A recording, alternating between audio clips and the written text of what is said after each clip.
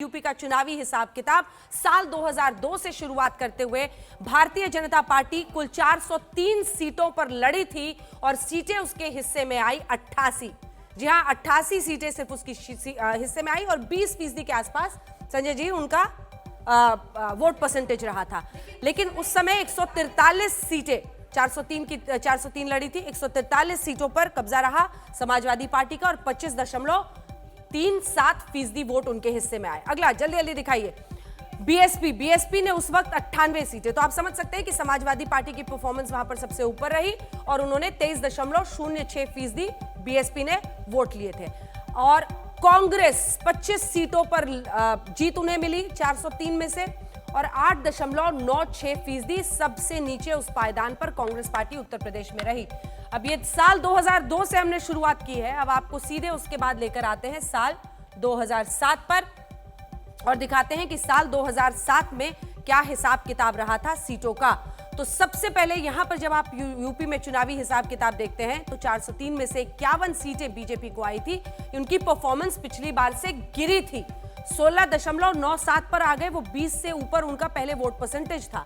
और फिर दिखाइए समाजवादी पार्टी को कितनी सीटें आई थी। साइकिल वाले को 97 सीटें, इनकी भी परफॉर्मेंस गिरी 25.43 और उसके बाद बीएसपी का वोट परसेंटेज दिखाइए, वो पहुंच गए 30.43 पर और 206 सीटें उस वक्त बीएसपी की जबरदस्त जीत हुई थी।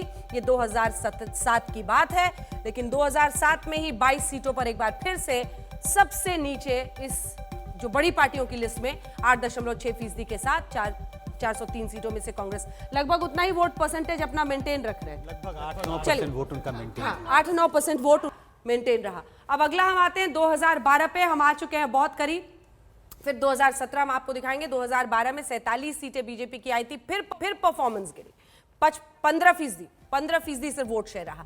समाजवादी पार्टी दिखाइए, उन्होंने 224 बड़ी ऐतिहासिक जीत थी, 224 सीटें और 29.13%। बीएसपी का दिखाइए जल्दी से आंकड़ा, बीएसपी की परफॉर्मेंस गिरी और वो 80 पर इस बार।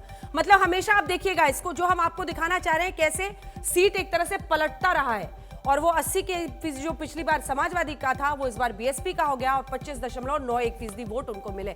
अब जल्दी से असल बात जो बताना इन आंकड़ों से कि अगर आप पिछले 20-25 साल में देखें तो यूपी में कोई भी पार्टी दोबारा चुनाव जीत कर नहीं आई। असल आंकड़े यही हैं। और इसमें आप देखिए कि सीट कांग्रेस पार्टी का थोड़ा सा मार्जिनली बढ़ा, 22 से वो 28 पर पहुंचे और 11.65% उनको मिला था। जल्दी से अब 2017 पर आइए, जिससे हम अंदाजा लगा लेंगे पिछली बार से इस बार बीजेपी कहां जा रही है, क्या सत्ता वापसी हो जाएगी।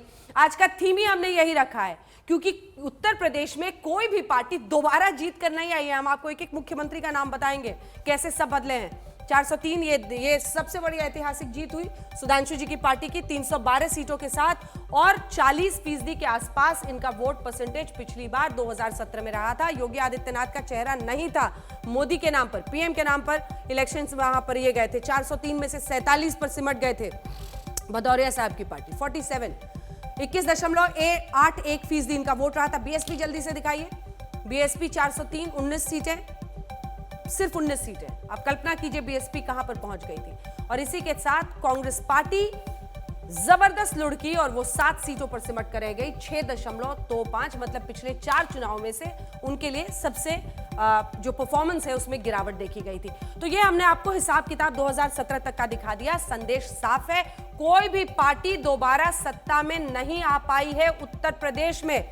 अब हम आपको जल्दी से दिखा देते हैं उन मुख्यमंत्रियों के नाम। 1989 से करिए शुरुआत और बताइए हमारे दर्शकों को कि कैसे सत्ता वापसी सबसे बड़ा सपना उत्तर प्रदेश की जमीन में है। 1989 में पार्टी तब जनता दल मुलायम सिंह यादव की थी और वो सीएम बने।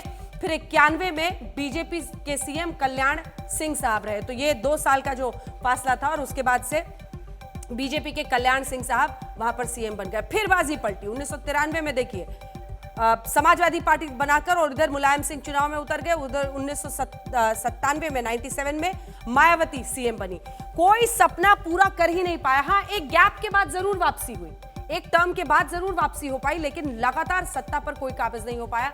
2002 में सीएम मुलायम सिंह बने और फिर बीएसपी की 2007 में, मतलब एसपी बीएसपी यही चल रहा था उस वक्त तक। मायावती बन गई। 2012 में फिर एसपी, और एसपी की जीत में इस बार अखिलेश यादव मुख्यमंत्री बन गए। और 2017 में बीजेपी की जब ये जीत हुई तो योगी आदित्यनाथ। तो हमने आपको सिलसिलेवार ढंग से ये दिखा दिया कि कोई भी मुख्यमंत्री वापस सत्ता में नहीं आ पाया है उत्तर प्रदेश में। इस बार ये रवायत बदलने की उम्मीद है। लेकिन इससे पहले कि हम आगे बढ़ें, जल्दी से एक कमेंट इस पर ले लेते हैं, क्योंकि इसके बाद जो हम आंकड़े आपको दिखाएंगे वो बहुत दिलचस्प हैं। 2019 में लोकसभा चुनाव के बाद कई राज्यों में विधानसभा चुनाव हुए हैं।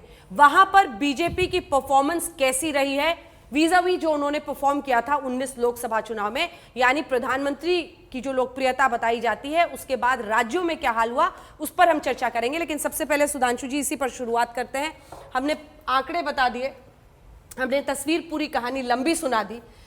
सार सिर्फ एक ही है कि कोई मुख्यमंत्री वापस सत्ता में यूपी में नहीं आ। मैं आपके आंकड़े में संशोधन कर देता हूं। 1962 से विद एन एक्सेप्शन ऑफ 1985 कोई पार्टी सत्ता में दोबारा वापस नहीं आई है। हाँ। पर चिंता मत करिए, हमारी 312 सीटें आई थी। यूपी के इतिहास में किसी पार्टी की 312 सीटें नहीं आई थी। और यह भी याद रखिए कि केंद्र में भी 1984 के बाद हमने स्पष्ट बहुमत पाया था, और पंडित नेहरू के बाद मोदी जी एकमात्र व्यक्ति हैं जिन्होंने 2 लगातार चुनावों में अपनी सीटें बढ़ाई और स्पष्ट बहुमत पाए। इंदिरा जी भी कभी लगातार 2 चुनावों में बहुमत नहीं पा पाई थी। इसलिए मैं कहता हूं एकदम आश्वस्त रहिए। जो आपने आंकड़ा दिखाया, समाजवादी पार्टी अपने पूरे शबाब पे 29.5% पे थी, और हम 39.67 आपके हिसाब से, यानी हमारे और उनमें 10% का गैप है जब वो अपनी पीक पे थे। नहीं कहा, वो तो 29 तक गए सर। 2012 के 29.5 2012 में, ठीक है, और हम 39.67, यानी लगभग 10.5% का गैप है उनकी मैक्सिमम और अभी हमारी। वो तो कह रहे अखिलेश जी की भीड़, रैली में जितनी भीड़ आ रही है वो योगी जी में भी नहीं आ रही। मैं तो कह रहा हूं, देखिए अब आप देखने तो दीजिए। हाँ। भीड़ आ रही है, वो सारी बात सही है। मुलायम सिंह जी जहां तक ले जा पाए थे, अभी जो आज हम आंकड़े बात कर रहे हैं, हाँ। तो हम तो कह रहे हैं ना, हमारी भी तो लोकसभा में 42 तक रही, हम कहेंगे हम 45% वोट पाएंगे। अब अखिलेश जी तो दावा कर रहे हैं 400 सीटें पाएंगे।